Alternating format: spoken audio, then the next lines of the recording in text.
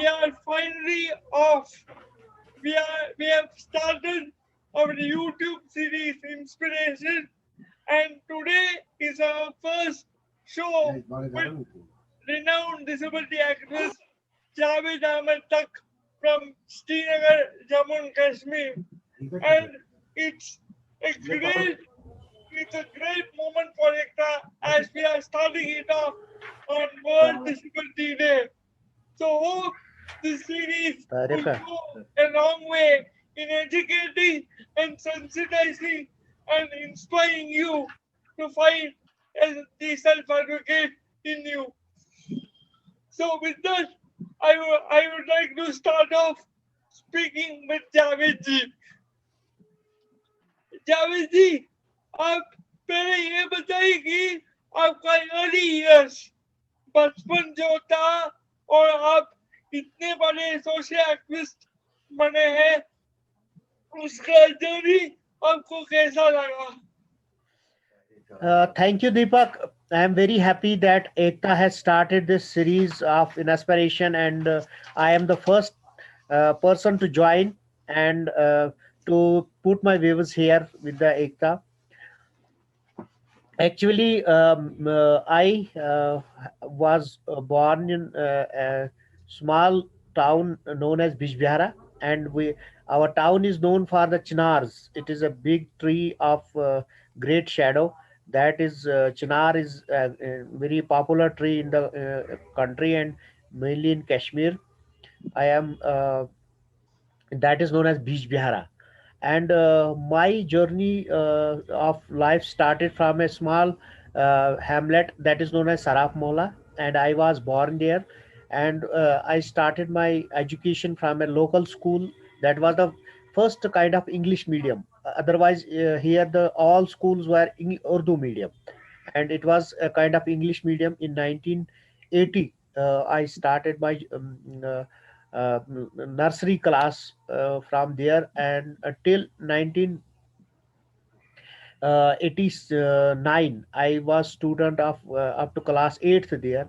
And after that we shifted from the that hamlet to the main road, that is National Highway Bijbihara, and I we have been residing here for last 35 years, and this is known as Pamposh Mohalla.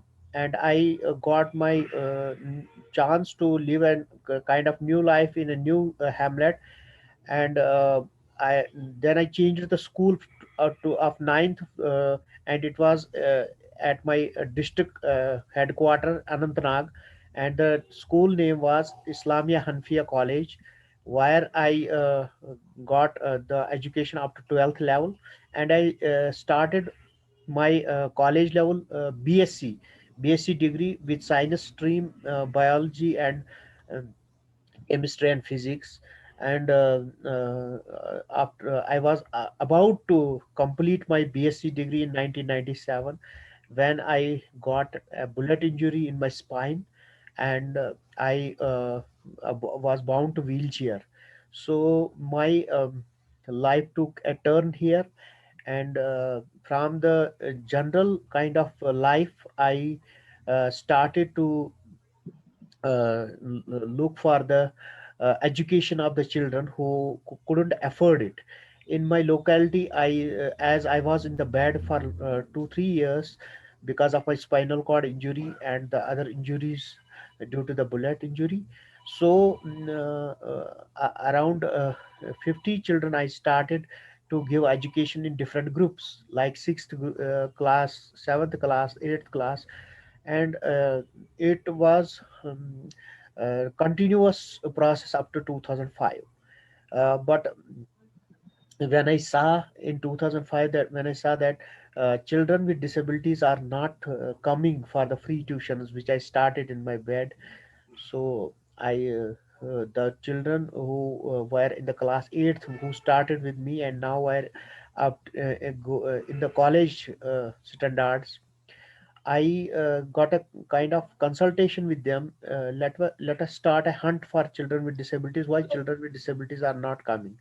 The So purpose and aim behind it was that I had seen the disability personally from the close range, and I was seeing that why children with disabilities are not getting education. तो आपने ये militant attack के बारे में बताया था हमें, उसके बाद आपको ये सोच कहाँ से आया कि हमने एक स्कूल शुरू करना है विकलांग बच्चों के लिए? ये ये कहाँ से आया ये सोच?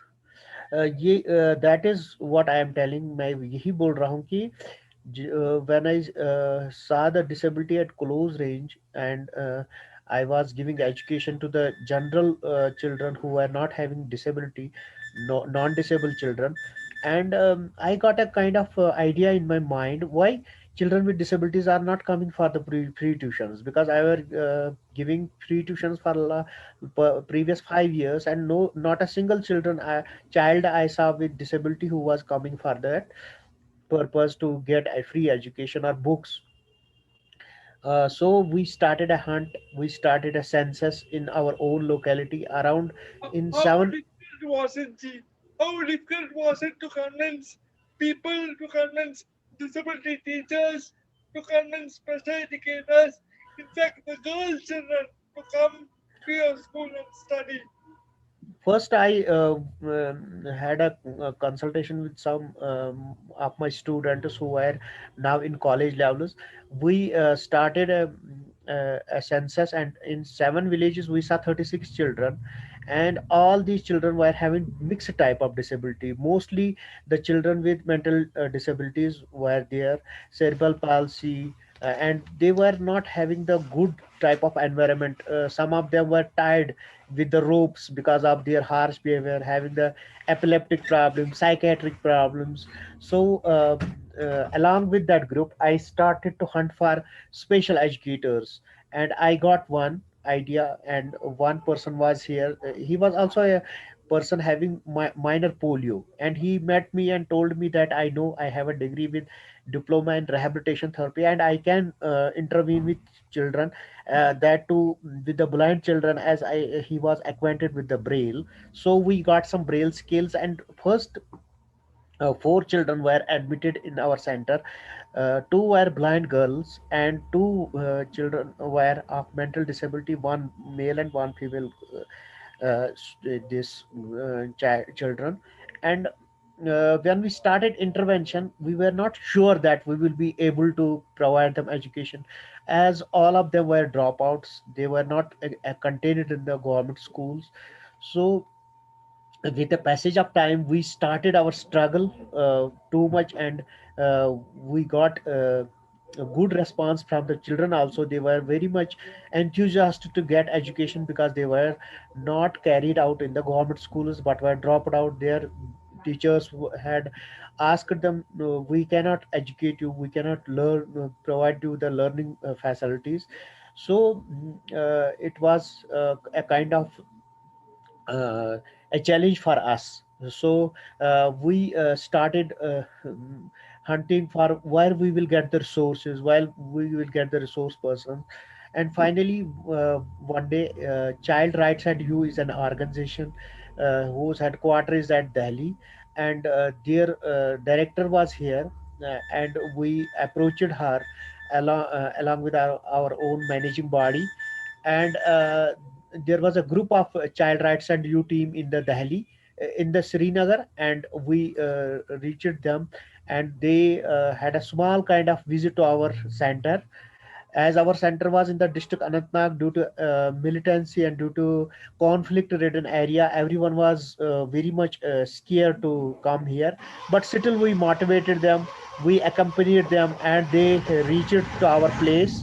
When they reached to our place and saw our two-roomed center, and they saw our uh, accounts, and we had a small account section in which we had all the receipt books, we had maintained all the things. And they asked us to formulate a small report for funding, and we formulated that with their help. And finally, in 2008, we started a formal kind of school for children with disabilities, and managed a vehicle, and with around 36 children, we started that school. And today that school has been working since 12 years, and our school is registered up to class 8th, and almost 300 children have been served so far. And so many children are coming approaching for the admission, but we don't have the resources, we don't have the vehicles, we don't have such a kind of machinery with us. Still we have a challenge that special educators are not available in our area. uh, Most of the times conflict is here, and people are scared to come from outside India here to serve as special educators. That was also a big challenge. So still we managed some few people from Kerala, from Punjab, and due to the COVID, we have to stop our activities, but our learnings are in the virtual mode at present. तो आपने ज़ेबा आपा के नाम, आपके दादी माँ के नाम से एक स्कूल शुरू किया था, तो परिवार लोगों के हिसाब से सपोर्ट कैसा था, क्योंकि ये बहुत बड़ा मुश्किल काम है, तो परिवार, बिना परिवार वालों ये काम बिल्कुल नहीं चल सकता, तो परिवार की तरफ से सपोर्ट कैसा था आपको, कोई अपोजिशन था पहले, क्या हुआ? At first, the parents of the children were opposing that. We are not satisfied that these children would get education. They are a kind of burden. Why should we invest on them? Why should we invest time for them? Even when you are giving free education, we cannot afford a person to accompany them to the school and get them back. So it was a great challenge, and most of the times sending girls was also a big challenge. But we motivated them. We tried those children who came. We started some cultural programs, debates, and other type of programs, and then we started joining the national festivals like 26th January parade, 15th August parade in the gathering of people. So lot of people got awareness that yes, children with disabilities can also perform, they have the capacities. Then other parents start motivating them, yes, our children got some kind of development, your children will also get. And it took us around 5 6 years to motivate people and motivate children. And sometimes we were totally opposed, not helped, not given. We were told as lame school, this and that. So many kinds of things were associated with us, phobias, stereotypes. But we stood fast. Our team stood fast with all these. And the Zaiba Aapa Institute of Inclusive Education got its banner strengthened.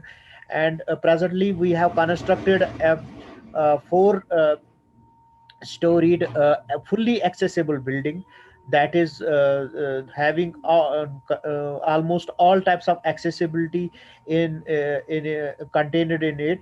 And children are enjoying there, and they are very much motivated to get learning. And two of the blind girls which we admitted in the first go are now fully empowered. One has got she is pursuing graduation in distance mode, and uh, has been working as a junior artist in the cultural academy, because we gave her some she was having a capability of the music.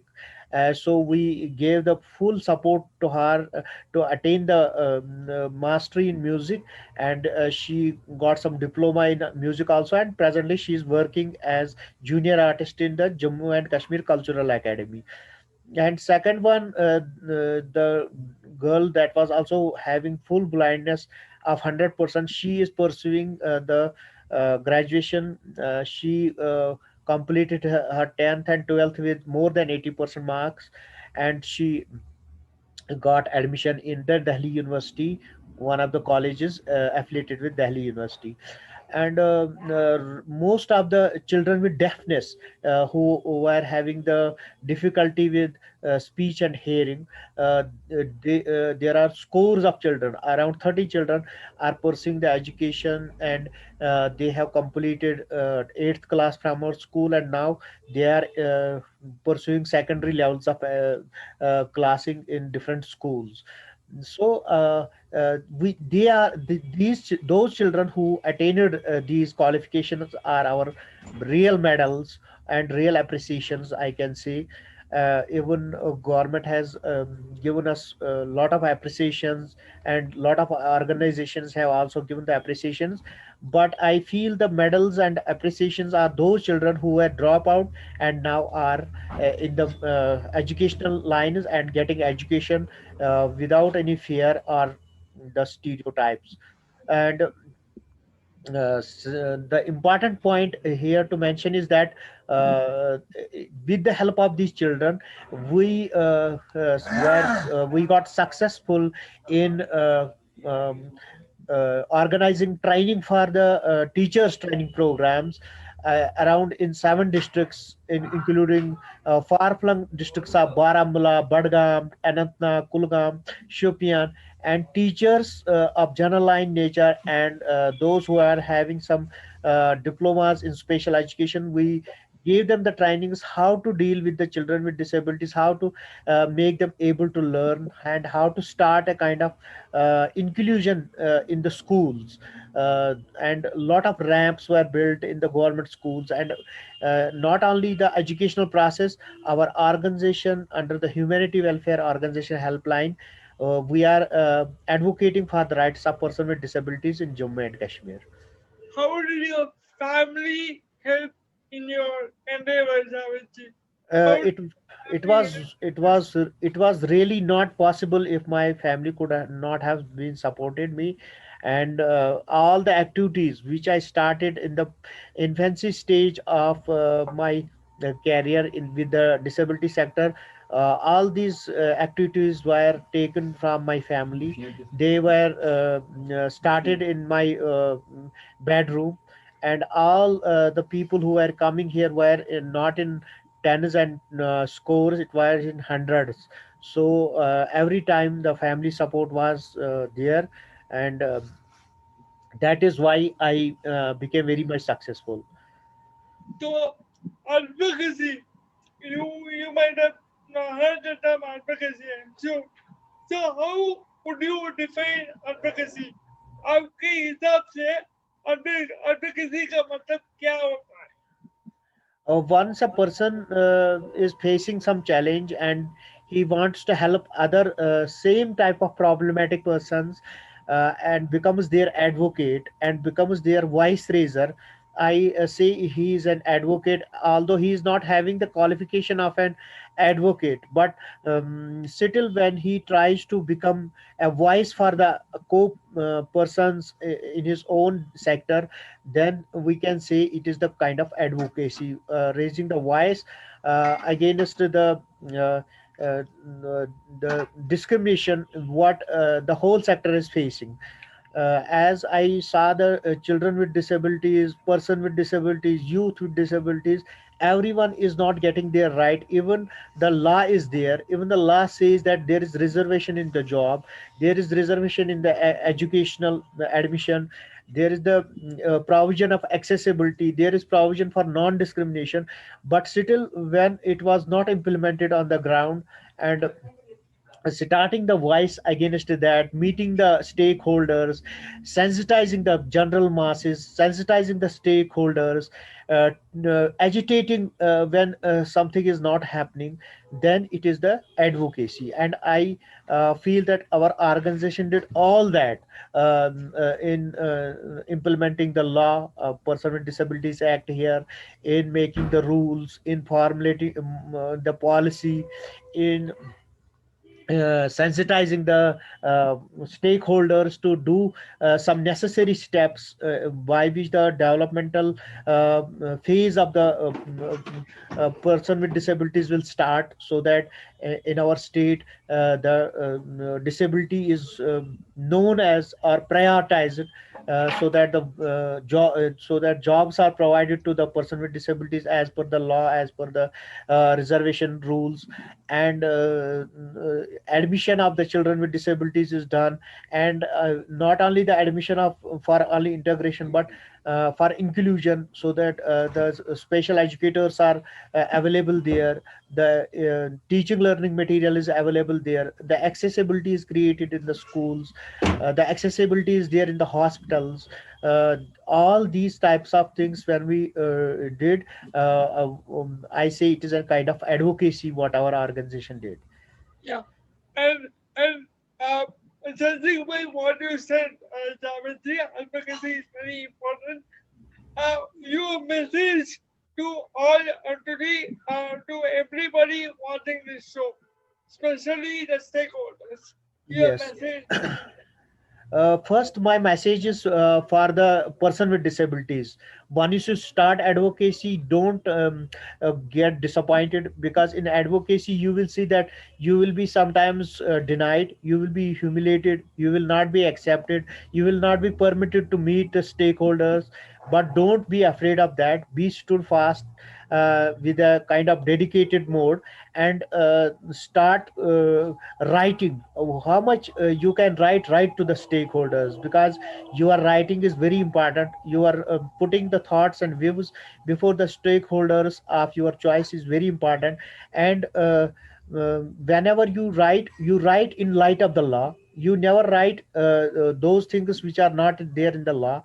Try to start what is already in your hand, what exists in law, what exists in rules. Try to relate it with and refer all the pointers in light of the law. And second is that the stakeholders should accept, because disability is not a cup of tea for some specific person. It can happen to anybody at any time. So stakeholders should always try to accept the demands of the disability sector. Whatever is genuine according to law, they should do it. They should prioritize it. They should keep the keep it in mind that all the things that are all the schemes that are being designed, they should be inclusive in nature. They should not exclude anybody, because a stakeholder has a full responsibility to contain everybody, possess everybody, show equality to everybody, and never discriminate others. And for the organizations who are working in the disability sector, I will say that try to be changing in nature. Don't be specific for the long times. Try to be very dynamic and very developmental in nature. Whatever is happening in the international levels for the development of person with disability, try to harmonize your ideas, your beliefs in those. Don't try to underestimate your country. Don't try to underestimate your stakeholders. We should ask for the most of the and the highest point. At least up to the lowest level we can get something. So how do you break the fear when someone hears that X person or Y person is going to advocate for his or own issue? How to break that fear? Some people are afraid of hearing the term advocacy. So how to break that fear? How to come out of that fear? First, we have to be very realistic in nature. We have to be very transparent. We have to be very honest. If I am honest at my own levels and I start advocacy, there is no problem. Nobody can harm us. We will be jailed for some time. No problem. I have been jailed for so many times when we agitated at the capital city. It was a kind of conflict ridden situation, and people were not allowed to get gathered, do any slogan type of this activity. But we did it. We didn't bother about what is happening. But when we are realistic, we are honest, we don't have any weakness in our organizations, our own self. then nobody can harm us. Advocacy is not that you will be harmed, you will be put in jail, you will be put in, behind the bars.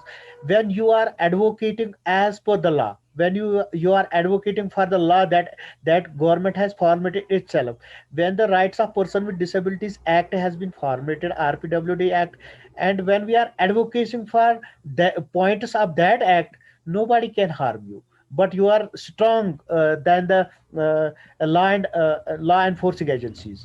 They will be asked why I was harmed. They will be questioned for that, and not me, because sometimes people exploit the rights of disabled and exploit their sources of income, do some corrupt affairs, and then they start advocacy. Then it is very harmful, and it is very harassing. When we are honest at our own point, we are dedicated, we are transparent, we have full faith in our strength, then nobody can harm us. It is not a fear, but you are actually creating a fear in the stakeholders. If we don't do anything, maybe we will be punished for that. Now the law has the anti-discriminatory sections. It has the punitive action against those who discriminate and humiliate the person with disabilities. So doing activism for a good reason is never harmful. It is a strength in you. I forgot to mention at the top of the show that Javed is a Padma Shri Award. So sorry for that, Javed. How is the experience of being awarded the fourth highest civilian award? Actually, this is all about the dedication. When I started the advocacy of rights of for person with disabilities 23 years back, and I had never thought of any appreciations, any compensation for that. But when I got a kind of concern in my mind, when somebody is working for a cause for a larger time, the rewards will definitely come. The rewards will never good work never goes unheard. It some way in or other way gets the good compensation and the good rewards. So that is why, after doing a hard work of 23 years, it came to me. There was no bias, there was no kind of favor in that. It was just kind of appreciation that I got against my work that I did regularly for last 22 years. So how would you compare the Javed of 23 years ago, say in 1997, to the Javed of 2020? uh, I can say that I was always thinking that it is a disability is a curse. It is a kind of punishment for me.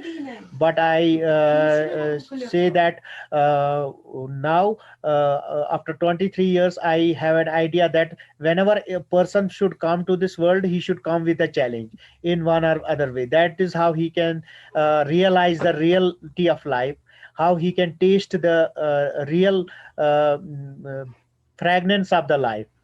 So I want to say that whenever I come to this world again, if there is some provision, I should come with a challenge again and again. Super ji.